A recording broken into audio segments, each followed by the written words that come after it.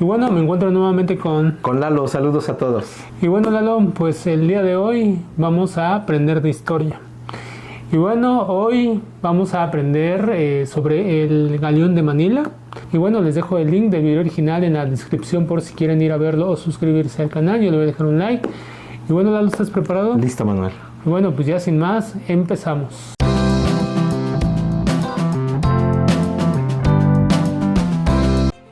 Durante 250 años, el Galeón de Manila estableció la ruta transpacífica más dura y más famosa de todos los tiempos. El experimentado aventurero y viajero Gemelli Careri calificó el viaje como el más largo y terrible de todos los que se hacían en el mundo. Bienvenidos a la sala del Galeón de Manila en el Mumbai. Bueno, pero también antes, ¿qué viaje en mar no era peligroso? Sí, pues hasta hoy yo creo que todavía son peligrosos. Pero no más. Sí, o sea, era muy peligroso Más en antes. ese entonces. Sí. Pero pues ahorita no se me hace que sea tan... Yo digo que más seguro, porque ya hay ¿Sí? radares, Bueno, sí. Sí, ya hay en ese más sentido, tecnología. Y antes los barcos eran de madera, Sí. eran más chiquitos y no tenían tanta seguridad Sí, como no. ahora. No, y sabías que si te agarraba una ola o algo, No ya... manches. Si nada más con los barcotes te digo que, ¿sabes que te dije? Si esos que llevan contenedores, ¿Cómo se mecen?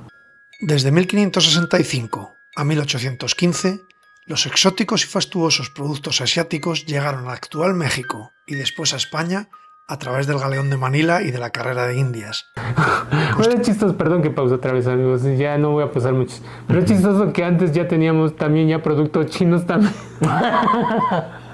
¿Por qué productos chinos? Pues que no dices que dijo que venía de China. Ahora. Sí, mira, ahorita te A lo ver. pongo. 15, los exóticos y fastuosos productos asiáticos llegaron al actual México y después a España a O sea que través ya del llegaban desde ese entonces. No, más están cabrón los chinos. No. Galeón de Manila y de la Carrera de Indias, constituyendo por primera vez en la historia lo que se conoce como globalización. El Galeón de Manila, también llamado Galeón de Acapulco o Nao de la China, fue el único nexo de unión entre América y Asia. Durante todo ese tiempo, galeones construidos mayormente en Filipinas cubrieron la ruta entre Manila y Acapulco. En sus bodegas se transportaban productos de 3 continentes. Era un lucrativo negocio con enormes beneficios, pero también con enormes riesgos. Tormentas, naufragios, enfermedades, sufrimientos sin cuento y los sempiternos corsarios acechaban al Galeón de Manila desde su misma salida del puerto. Y sin embargo, en los 250 años de sus épicas singladuras, se estima que se perdieron solamente una treintena, y de ellos, solo 4 a manos de los enemigos de la corona.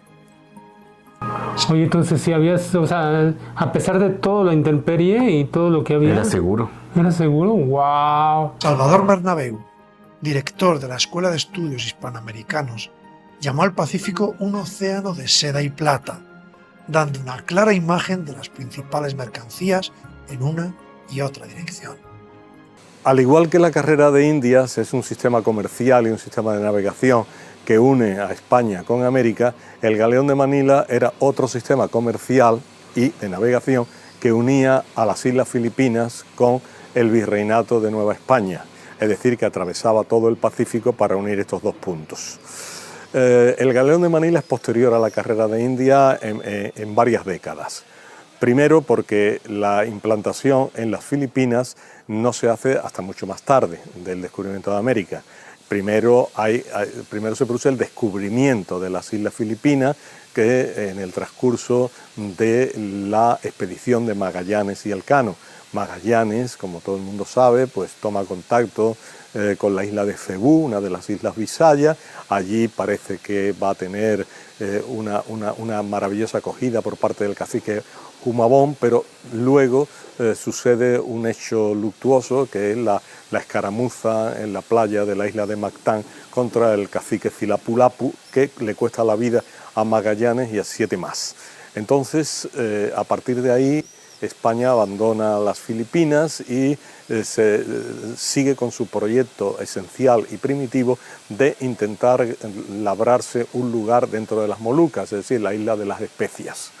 Esto no termina funcionando tampoco porque los portugueses están ya instalados en ella, España renuncia a las posibilidades de instalación en las Molucas a través del Tratado de Zaragoza de 1529, por el cual las Molucas quedan fuera del espacio español, pero las Filipinas no. Y en 1565 una expedición al mando de Miguel López de Legazpi llega a las Filipinas y en 1571 se instala en la que sería la capital, es decir, Manila, que ya existía como tal ciudad, pero que sufrió una remodelación completa por parte de los españoles hasta tal punto de que se puede decir que a partir de los años 70 del siglo XVI, Manila es una ciudad nueva. Y, órale, mire. Estuvo interesante, ¿no? Sí. Oye, ¿tú sabías que Filipinas también fue parte de España? Ajá, una vez me comentaste, pero ya tiene rato. Ajá. Y creo que fue de los primeros videos que estábamos viendo, que de hecho hablé con un amigo que les comentaba yo que tengo que es historiador. Y sí, también me decía, no, pues que sí, y ahí estábamos platicando de eso. Y muy pronto aparecen las grandes ventajas de Manila. Manila es un puerto extraordinario con una gran bahía, con la posibilidad de tener unos astilleros muy cercanos, concretamente a unos 9 kilómetros de Manila, que es el astillero de Cavite, y desde allí se pueden enviar barcos a la costa del Pacífico del Virreinato de Nueva España. Manila estaba perfectamente conectada con un entorno muy rico, pero fundamentalmente con el entorno chino.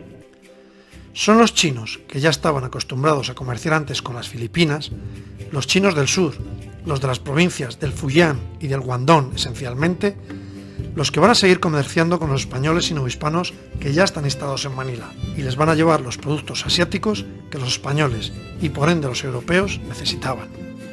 Los hispanos, a su vez, van a ofrecerles como contrapartida lo que los chinos necesitan esencialmente, la plata. Así, la plata se transforma en el principal producto de intercambio entre chinos e hispanos.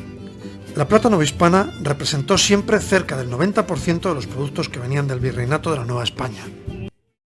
Los españoles pues sabían que tenía una posibilidad extraordinaria de colocar los productos en la feria de Acapulco porque eran productos muy valiosos. En primer lugar, número uno de estos productos era la seda. En segundo lugar, las porcelanas, ya que en Europa no se fabricaban porcelana. En Europa había una gran tradición alfarera y se hacía toda clase de cerámica, pero no porcelana, porque la porcelana requiere un elemento esencial, que es el kaolín, que se daba en China y no en Europa. Eso yo no lo sabía, ¿eh?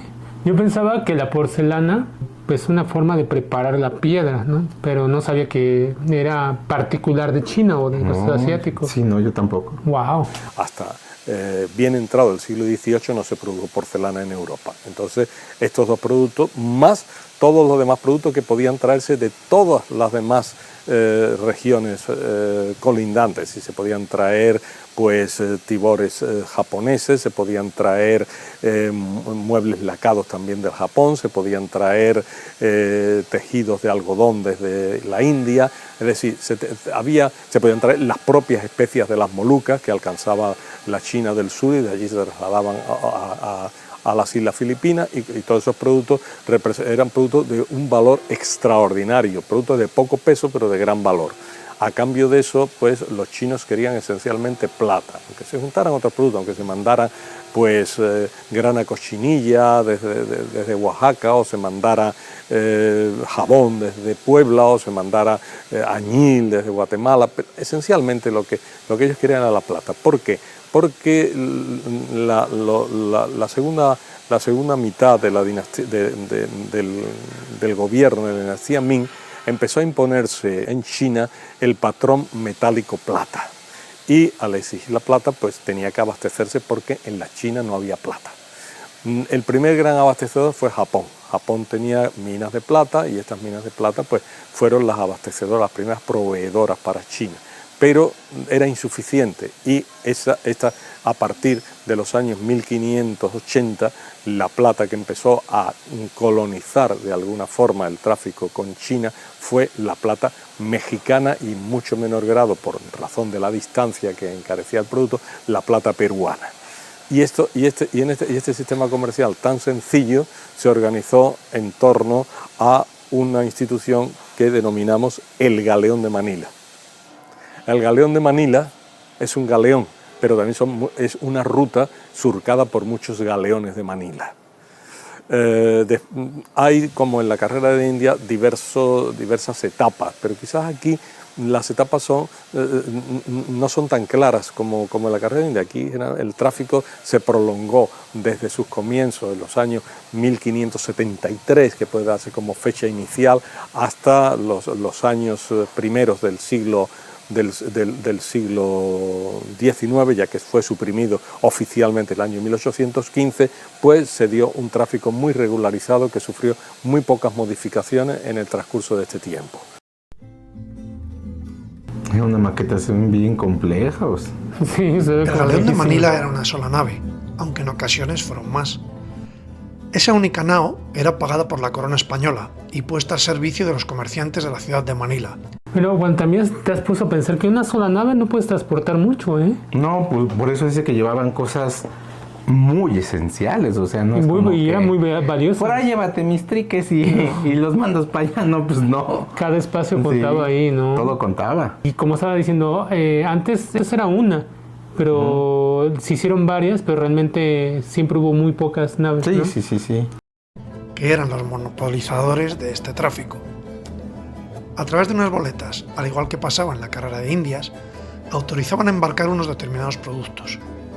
Estas boletas, también igual que en la carrera de Indias, se revendían de modo más o menos fraudulento a otros mercaderes, encareciendo aún más las ya de por sí suntuosas mercancías, que por eso eran lujos asiáticos.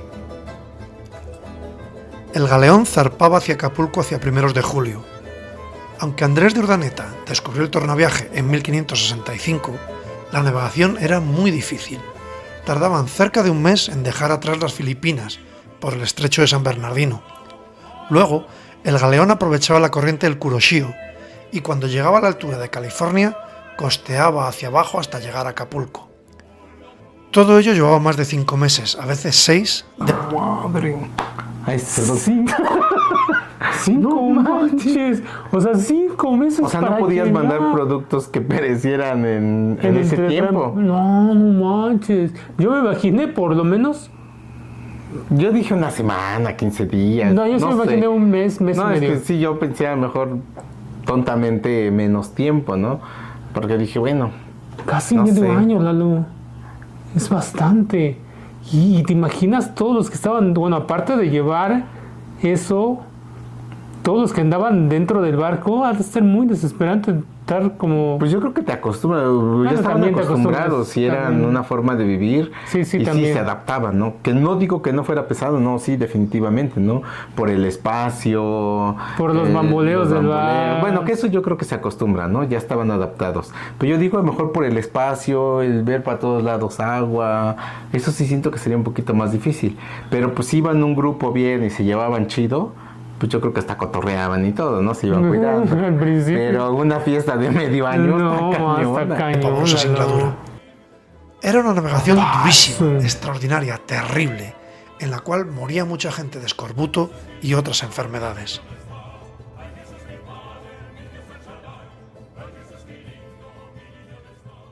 Los barcos llegaban más o menos antes de Navidad.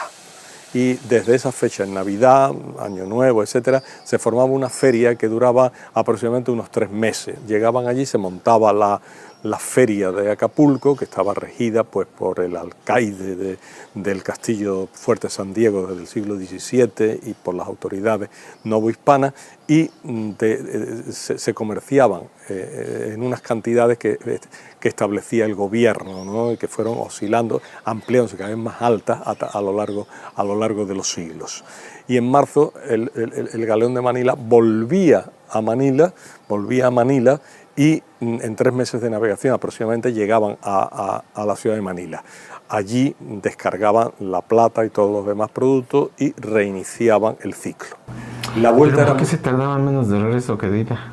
Pues a lo mejor porque estaba vacío, No, pero si llevaba plata, pero a lo mejor pesaba bueno, también menos. pesaba yo creo menos, sí, No, traía no. menos cosas. Pero ahora entiendo porque luego hay videos de los buscadores de tesoros. Sí, si se perdía alguno en el camino, pues Ya sabían más o menos por dónde lana, plata, buscarlo. sí, ya sabían por dónde buscarlo. Ah, órale, fíjate. Mucho más suave por 2 motivos. Primero, porque por las corrientes se podía navegar en derechura hacia Manila y entonces la duración del trayecto era 2 meses y pico a 3 meses. era como una mitad de lo que costaba el viaje de ida. Y además había la posibilidad de hacer una escala en las Islas Marianas, en el puerto, la bahía de Umatac, al sur de la capital de la isla de Guam, que era Agaña. Allí se hacía aguada, es decir, se tomaba agua, se llenaban las cántaras de agua, pero también empezó a generarse una industria de cría de ganado. Empezó a criarse ganado, ¿no?, de todo tipo, porcino, caprino, ovino y hasta vacuno, hasta el punto de que hay una anécdota de que en 1747 se pudo hacer con este ganado vacuno la primera corrida de toros que se hizo en el Pacífico, para festejar la proclamación del rey Fernando VI. Entonces, ¿cuántos años tendrán las corridas de toros? Porque se ve que ya tienen tiempo. Ya tienen bastantito tiempo. Debe de también tener su historia de cuándo inició bien. Y... Un día hay que reaccionar, ¿no? Sí. A ver cuándo es su historia de las corridas de toros, porque es parte de la historia. O sea, ahorita ya no nos gusta, obviamente, porque pues ya vamos evolucionando, por así decirlo, ¿no? Pero pues es bonito conocer también esa historia. Se proveían de todo esto, carne fresca y agua, y ya se le hacía mucho más llevadero el trayecto más corto que llevaba de nuevo a través del estrecho San Bernardino hasta la bahía de Manila. Ese era el tráfico fundamental. Este tráfico pues tiene una gran importancia para China, para Filipinas, para Nuevo México y para España, ya que este producto llegaba a China, pero de China podía distribuirse a otros ámbitos, y este producto llegaba a México, a Acapulco, luego a Ciudad de México, y una parte se derivaba hacia Veracruz, desde aquí a España, y otra parte se derivaba hacia más al sur, por el Pacífico, y llegaba hasta el Callao. Esto ya eran partes minoritarias, pero esto era el sistema que se generó en torno al galeón de Manila. Wow. Muy interesante. Fue una logística bárbara en su momento. Sí, un sacrificio. Sí, pues que te vas, te subes, te enfermas, te pones mal y ya no sabes si vas a llegar o no vas a llegar. No sabes cuántos van a llegar del otro lado. Fundamental de este tráfico era el comercio de la plata. La plata fue, como hemos definido, ¿no?, algunos historiadores, el catalizador de la primera globalización, ya que la plata era absolutamente necesaria para todo el comercio que se hacía en Extremo Oriente. Sin plata no se podía hacer comercio, hasta tal punto de que cuando se crean las compañías europeas de las Indias Orientales, la holandesa, la inglesa y posteriormente la francesa, necesitan llevar plata porque es el único elemento realmente de intercambio que interesaban en aquellas regiones. Supongo que por ello tienen algunos modismos luego de hablar, y es lo que dicen en las series que luego es que necesitamos plata. Aquí se necesita la plata. Sí, ha de haber frases muy antiguas. Sí, como eso, ¿no? O sea, como lo que dice ahorita. O sea, no había negocios y no había plata. Y lo mismo hoy día en algunas series o películas que vemos que son incluso de España. Aquí esto te cuesta plata. O sea, no dicen te cuesta te cuesta dinero, billetes, ¿no? Aquí es plata. Aquí la plata habla, ¿no? Uh-huh. Sí, algunas frases ya las entiendo mejor. Sí, tienen sentido. Era frecuente, hay una frase hecha, ¿no?, en que las naves holandesas, las naves francesas, las naves inglesas venían al puerto de Cádiz a adquirir su plata, para con esta plata poder comerciar con Extremo Oriente. Es decir, que para el comercio con Extremo Oriente era necesaria la plata española, y de eso tenemos cantidad de documentación, cantidad de testimonios, en los cuales pues no voy a entrar aquí, pero fue literalmente así. Esto ha generado una polémica. ¿Cuánta plata llegó desde México a China y cuánta llegó a través de la carrera de India a Europa? Eso pues ha sido objeto de una discusión que generó un historiador estadounidense llamado Dennis Owen Flynn, de la Universidad del Norte de California, en Sacramento, que dijo que la cantidad que llegaba de plata a Manila era equivalente a la que venía a Europa a través de la carrera de India. En ese aspecto, ¿no?, pues algunos historiadores hemos manifestado nuestra duda de que eso pudiera ser así, y personalmente, ¿no?, discutiendo mucho a los historiadores chinos, a los historiadores suecos y a otros historiadores que han dado diversas cifras, yo pienso actualmente que a Europa, de toda la plata que se generaba en el continente americano, por la vía de la carrera de India llegaba a Europa unas 3/4 partes, y a Manila solo la 1/4 parte restante. pero eso significaba que a Europa podían llegar 6 millones de pesos fuertes y que a Manila llegaban 2 millones de pesos fuertes al año, para una cantidad realmente extraordinaria, exorbitante, y que sobre estos 8 millones de pesos giró la época central del gran comercio transpacífico. Y me imagino también que antes se daba mucho el trueque. Sí, aquí luego se ve en los pueblos. Sí, todavía, de hecho, aquí, hoy día, no recuerdo bien qué día o si sea un día en especial, pero aquí cerca en Cholula hay un día del trueque. Ah, fíjate. Sí, tú vas, llevas cosas que están en muy buen estado y que quieres cambiarlas. Intercambiar. Y vas a intercambiar allá, ves algo y dices, mira, pues tengo esto, ¿cómo? Y ya se negocia. Y se pone padre. Sí, órale.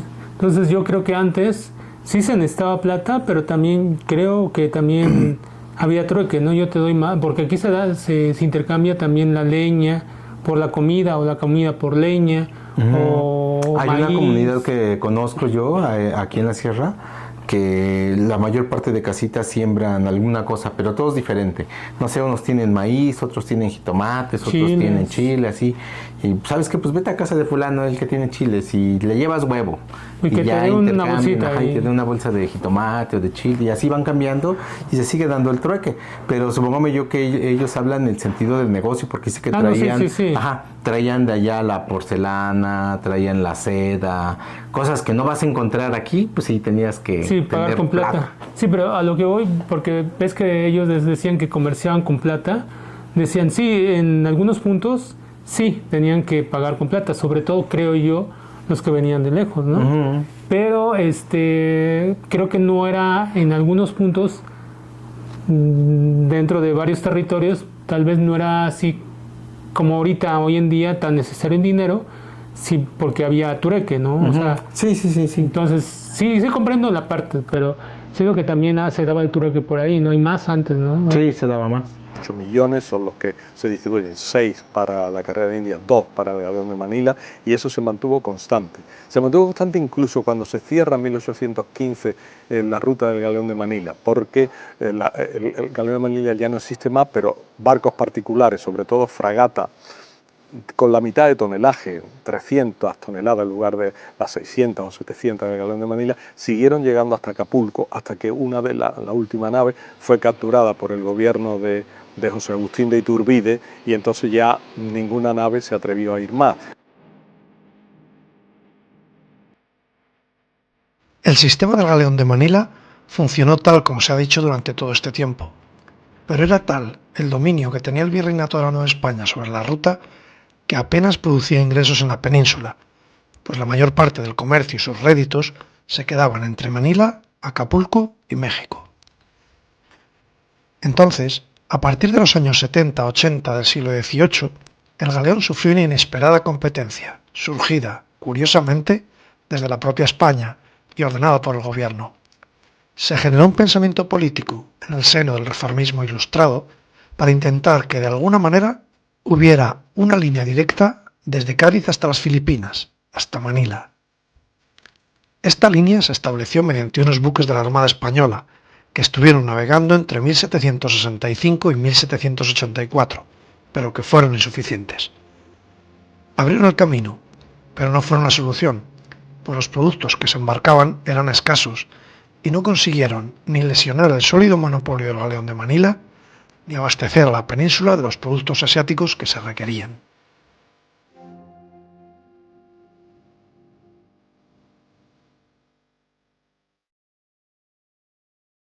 Después se dio una licencia a algunas compañías particulares, ¿no? Pues a la compañía de los 5 gremios mayores de Madrid, a la compañía de Llano y San Ginés de Cádiz, etcétera, para navegar en derechura, como se decía en la época, hacia Manila. Finalmente, la red oficial e institucional que llevó a cabo esta navegación fue la Real Compañía de Filipinas, que se creó en 1785 y que duró hasta 1834. Esta compañía tenía 2 rutas, una ruta por el Cabo de Buena Esperanza, que la llevaba hasta Calcuta, Tranquebar, desde allí a Cantón y desde allí a Manila, y otra ruta que era por el Atlántico, que llevaba a Montevideo, cruzaba el Cabo de Hornos, llegaba hasta el puerto peruano del Callao, y desde el Callao ya navegaba en derechura hacia Manila. Esta ruta permitió que una parte considerable de los productos orientales llegaran directamente a Europa y no beneficiaran exclusivamente a los comerciantes mexicanos, ¿no? Y esa última, el comercio directo con Filipinas, pues también forma parte de estas relaciones españolas dentro del Pacífico en torno a Filipinas. Y el último galeón de Manila sale de Manila en 1811 y vuelve en 1815, de vacío, ya no hay más. Wow, fíjate que a lo mejor no se me queda luego toda la historia, porque no se me queda toda. Pero cuando la vas escuchando y le vas entendiendo un poquito, dices, wow, o sea, qué padre, ¿no? Porque al final de cuentas nuestra historia nos sigue marcando, ¿no? Hoy día. Como hace rato Manuel se reía un poquito, ¿no? Que nos llegaban los productos chinos. Pero también tiene su historia todo eso. Toda la gente que tuvo que vivirlo, pasarlo, morir en el camino para que... Pues hoy día todavía hay algunas cosas, algunas reliquias que hay por ahí y dices, esto vino de las primeras veces de China y dices, wow. O sea, qué impresionante. O sea, eso es lo bonito. No sé, lo bonito de recordar, de saber valorar el trabajo de otras personas que lo hicieron en su momento, porque si no fuera por ello, pues no hubiéramos tenido ese contacto, ¿no? De alguna manera. Y aparte, entender la historia, ¿no? Porque a veces, como pasa con la leyenda negra, ¿no? Cuando no tenemos esa información para decir, ¿y cómo se hizo esto? ¿Por qué llegaron esto? Y por todo eso, a veces otras... sí, la gente siempre le va a buscar lo malo, ¿no? Nunca va a buscar el beneficio, lo bueno que hubo de todo ello, ¿no? Como no sé, o sea, nosotros cuando nos íbamos a esperar, bueno, yo digo que sí, en un futuro, ¿no? Íbamos a esperar ese movimiento. E incluso nosotros hoy día, mucha gente que se va a otros países de migrantes, aprenden cosas nuevas por allá y cuando regresan las quieren aplicar aquí y las hacen, ¿no? Y pues de alguna manera pues es algo que se entiende, ¿no? Porque el estar en contacto con otras culturas, pues tienes que aprender algo a fuerzas. Incluso si nosotros fuéramos a pasear por allá y te quedas, algo se te va a pegar y te lo vas a traer. Es lógico, es sentido común.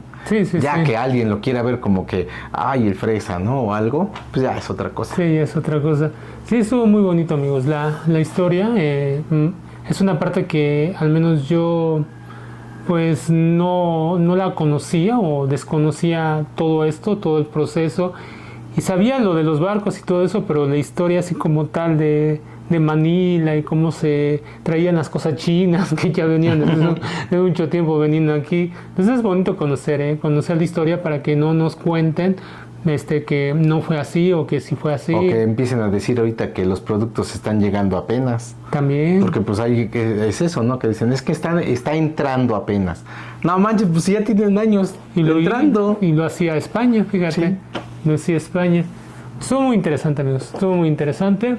Bueno, si quieren comentar algo, ya saben, lo pueden hacer en la parte de abajo, en los comentarios. Pueden comentar lo que ustedes quieran.